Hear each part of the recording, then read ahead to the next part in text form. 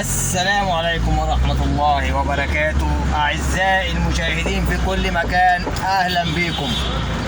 النهاردة هنشوف مع بعض إن شاء الله شارع قصر النيل. أيوه هو ده شارع قصر النيل. طبعا أنا جايب شارع قصر النيل ده من عند قصر العيني.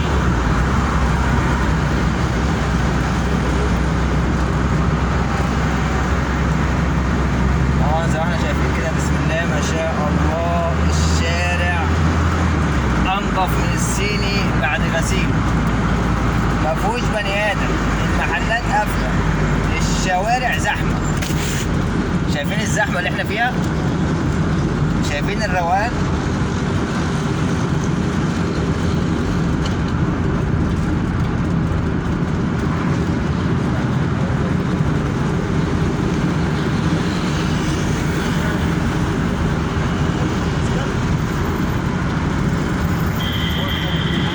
رسالة إلى سائقين التاكسي الأبيض، يعني الحمام الأبيض.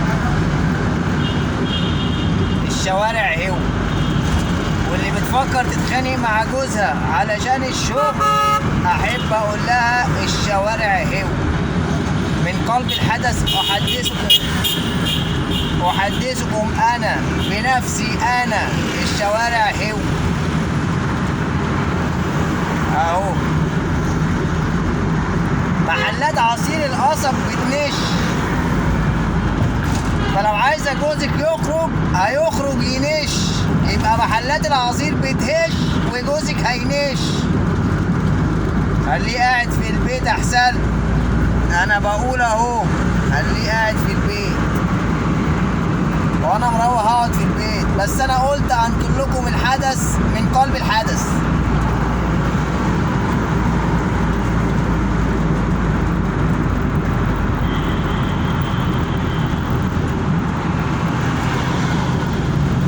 كده خلص شارع القصر العيني،